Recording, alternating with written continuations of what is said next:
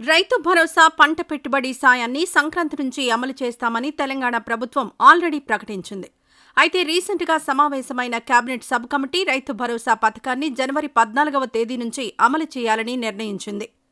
పంట పండించే ప్రతి రైతుకు రైతు భరోసా ఇవ్వాలని నిర్ణయించినట్టు తెలుస్తోంది. రైతు భరోసా అందించేందుకు అన్నదాతల నుంచి దరఖాస్తులు తీసుకోవాలని కమిటీ కీలక నిర్ణయం తీసుకుంది. ఈ మేరకు జనవరి 5 నుంచి 7వ తేదీ వరకు దరఖాస్తులు తీసుకునే అవకాశం ఉన్నట్లు తెలుస్తోంది. శాటిలైట్ మ్యాపింగ్ ద్వారా సాగు భూములను గుర్తించి ఈ పథకాన్ని అమలు చేయాలని నిర్ణయించారు.